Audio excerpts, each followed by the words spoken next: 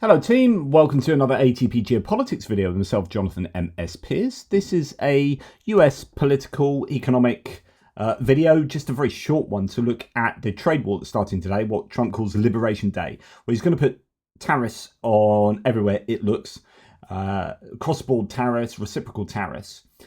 And I just wanted to look at only one sector, and that is the tourism sector.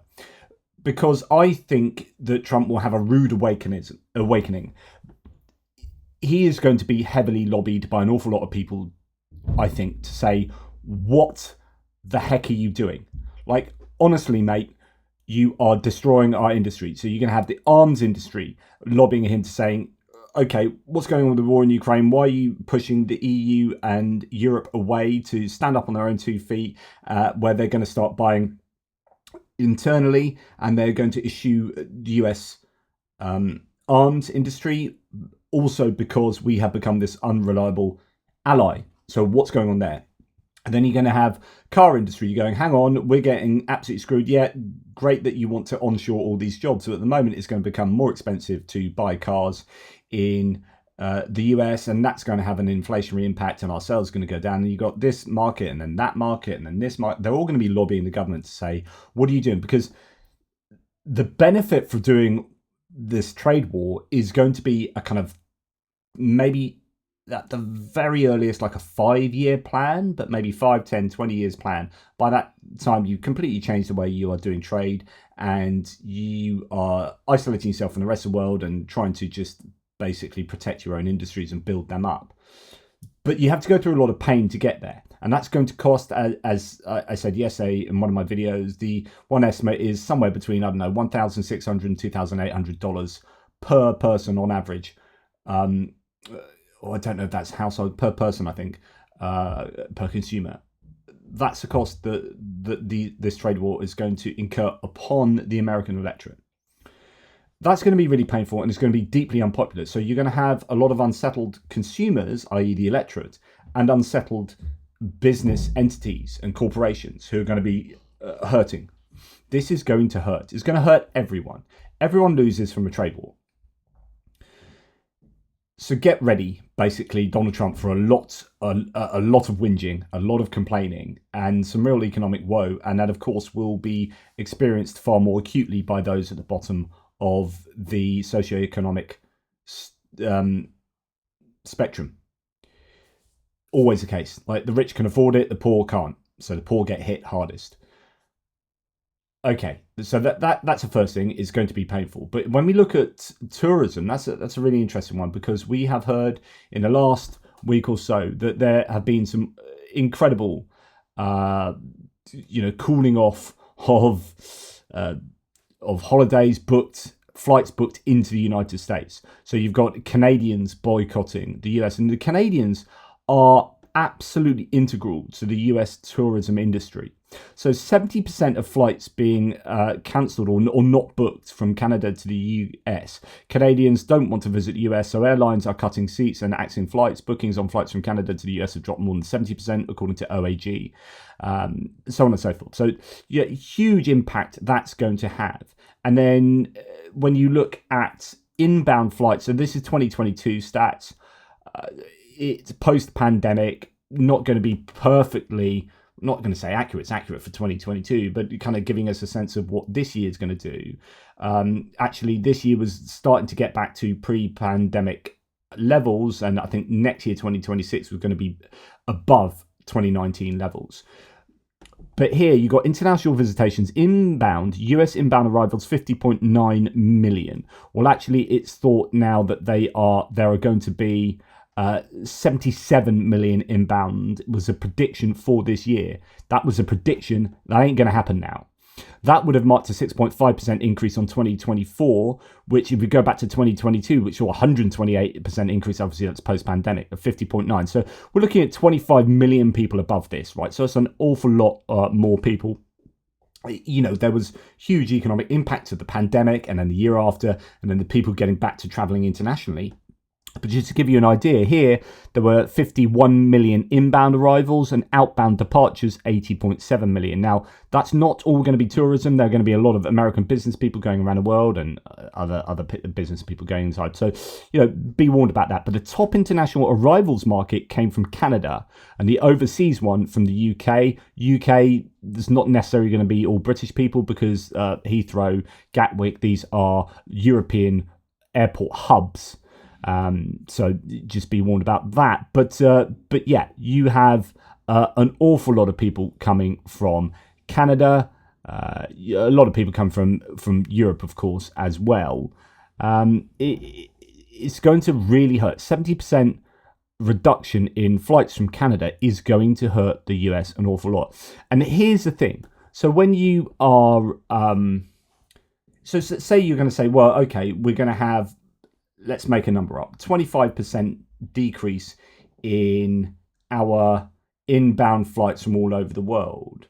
And you're thinking, okay, so that's going to hurt us. But then we are going to also have, 25% of our people not go abroad and then stay here. The question is, on a staycation, do they spend as much as going abroad? And so on and so forth. But also, like, Americans are not going to hurt the rest of the world in the same way, or at least it will be spread around the rest of the world, the way that they hurt other nations they're not traveling to, because Americans are all going from the US to these other places, and these other places are all coming into the US, but they're also going to each other, but they're not having a trade war with each other, right? So they can just say, I'm not going to go to the US, I'm going to go to another country for my holiday, as I already know people have. I know people who have cancelled their flights, cancelled a 6-week holiday to the US. Right, so I literally know of people that have done that. Now, that money will still be spent; it just won't be spent in the US. And so I think the US will get hit the hardest by this, because actually it's not everyone against everyone; it's the US against everyone. And all of those people coming to the US are coming from a whole bunch of places, right? So then we hear, okay, 70% reduction from Canada. And then this is the CEO from Accor, hotel player, a French multinational, I think, originally French. Here is the CEO, Sébastien Bazin, saying the following. Very solid, despite geopolitical decisions. Summer, what we forward booking for this summer is strong, probably 3 to 5%, and maybe better, depending. Paris is going to be very strong. But we see a pretty strong deceleration cross-Atlantic. So, in other words, we're looking at growth of 3 to 5%, very strong summer bookings. Holidays are looking good. Not so much about concerning the US. Not so much when we are looking at bookings going to the US. So the forward booking from European travelers going to America, minus 25%. In the first quarter? No, for the summer booking. Oh, for the summer bookings. It's minus 18 to 20% for the last 90 days. What's my? And what do you attribute that to? So already for the last 90 days, it's down, last 3 months, it's down 18 to 20%. So it's already been a big hit going into the US. People are not booking to go to the US. And going forward, at the moment, 25% decrease from Europe into the US. That is a huge hit, because when we look at these 2022 figures, there are just massive numbers coming in from Europe, 10.34 million incoming flights. So that's going to be much bigger now, of course, being 2025 and not just post-pandemic. Why do you think that is? Probably people deciding to change destination to go to Canada instead of going to America, or to go to South America, or to go to Egypt. It's just probably anxiety to go on an unknown territory, even though I'm encouraging everyone. I want to welcome all the Americans. Please come to Paris, come to Europe. You're going to be more welcome than others, and I'm sure the European will be welcome in America. Do you think part of that is the fear that we've had some number of reports, high-profile reports in the United States, where you have tourists being detained now at the border for up to 2-3 weeks sometimes? Yeah, I think it is totally anecdotic, so probably 20 people. Yeah. But being anecdotic, it obviously creates a bad buzz, and you don't need any bad buzz today. And in terms of... in other words, there's several things going on here. That you've got a trade war, right? And that's going to be annoying people. People are going to be looking at the US and blaming them. But then you've got Elon Musk, Tesla. You've got people being stopped at the airport, like the French researcher, British traveller, a couple of Canadians who have been literally put in chains, actually, for Canadian. French researcher refused entry because of X, Y, and Z. And this what might be a small set of people is having a huge potential impact on the perceptions. And so now there are travel warnings, travel advice is going out from the UK, Denmark, a whole number of countries, 8 countries, is it, have travel advice of going to the US. That's going to put people off, right? And yet US won't be given, like US citizens won't be given the same kind of travel warnings going to the UK, France, etc., etc. What you might have is the US still going abroad because, hey, they don't feel aggrieved at other nations, whereas other nations feel aggrieved at the US as over the trade war and over the political situation in the US. So it's quite asymmetric. In other words, you might get a net like export. It's like a deficit. This might cause a tourism trade deficit, which is completely counterproductive to what Donald Trump is wanting. But the stats are not looking good, and the US really does well out of tourism. Okay, very strong domestic tourism. What you'll find by looking at the stats is that when you look at outbound flights from the US, this is how geeky I get, like looking into this stuff. But outbound flights to the US go predominantly to places like Mexico, Canada. You've got London and Paris thrown in there, but then you got Dominican Republic, Mexico, San Jose, which is Costa Rica, I think. So the Americans, if they do go abroad, travel very locally. So if you are going to get like a hit to any of these countries because Americans don't go traveling abroad, but we haven't worked out whether that is something that is happening. We know that the bookings into America have dropped. It doesn't say the bookings out of America have dropped, and that would really show that there's an asymmetry because those people aren't choosing not to go abroad and to stay domestically, which would try and help the economy. They're still going abroad. You know, it would affect places much more locally, much more places like Mexico and other close nations. So I think what you are going to see here is a real problem for the US. I just think that the tourist industry is going to take a hit. You are going to see, obviously, imports in general take a hit, and those imports include tourists.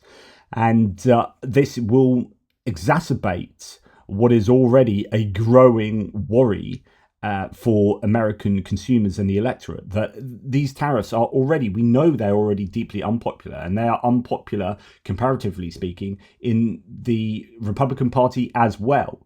Okay, so they're not as unpopular in the Republican Party because they've kind of drunk the Kool-Aid to some degree, but they still are pretty unpopular. I think it's like 44%. So that are against them type thing, which is a really significant minority. It is not looking good for the trade war for the US, not looking good for anyone. And out of interest, you know, the UK is going to really suffer. So my last bit of this video is going to be concerning the UK, and I'm just going to leave that in the capable hands of James O'Brien on LBC. So the context, the end of his monologue, James O'Brien here, is that he's been talking about the trade war, and he's been talking about how Keir Starmer is screwed, how the UK is screwed because we're not in Europe, and he had a big thing about us not being in Europe, and this is insane, and we are just going to be kicked around by the US. And he talked particularly about how the US, or the oligarchs in the US, are using this tech tax that we have as, well,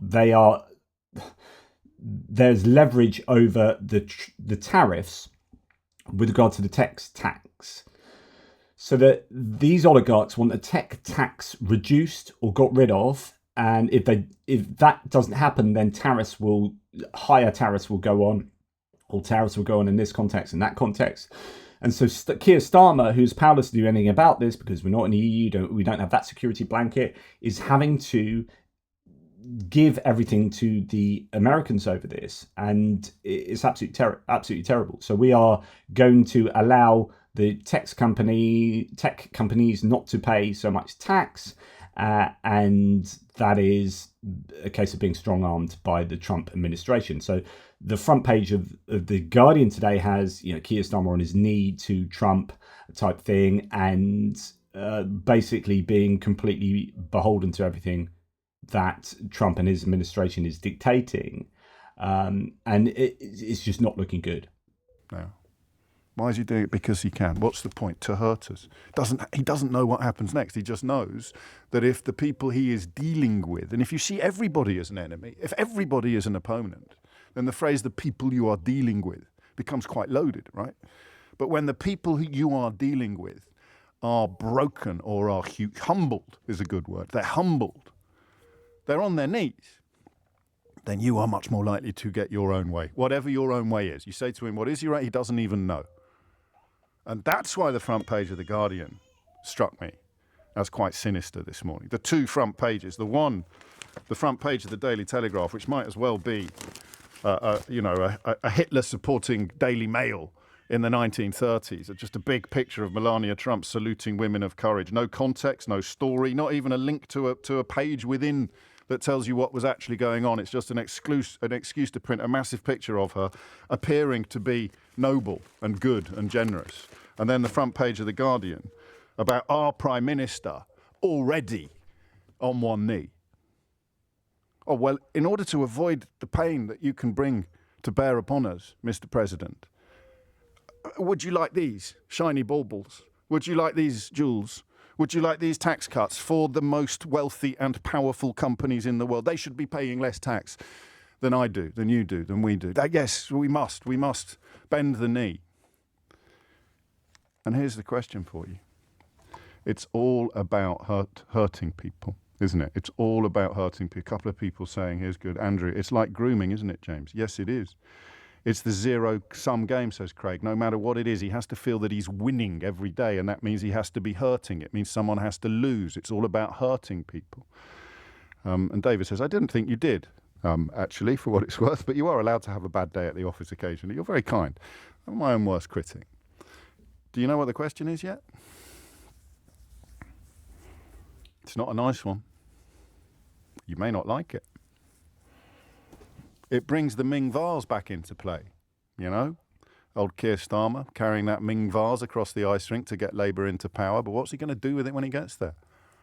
The pragmatist, the man with no ideology, the man whose role is simply to solve problems. How do you solve a problem like Trump? You roll over. You can't stand up to him. You can't fight back. European Union already announced that it will. Keir Starmer already announced that he won't. Does he have any choice? Does the Prime Minister of Brexit Britain have any choice but to answer an American president screaming jump with the two-word legend, how high? How high, Mr. President? Jump! Starmer, jump! How high, Mr. President? How high? Does he have any choice? No. We're going to get a bit screwed. All the world is going to get a bit screwed. What I hope, sadly enough, is that the US will screw themselves enough, and I don't mean that I hope that US citizens have this, but they're going to have to, in order for Trump to realise that he's going down the wrong route, but I don't suppose he particularly cares. It's going to be very, very interesting to see how this all turns out and how long he will keep up the pressure on the trade war tariffs, whether he will back down like he did with Canada and Mexico, but that was only for a brief respite, only to load those tariffs on again and double down. This is his one consistent ideology, tariffs. He's always loved the tariff. I just don't think he understands how they work and what happens when they do. Let me know what you think. Take care and speak to you soon.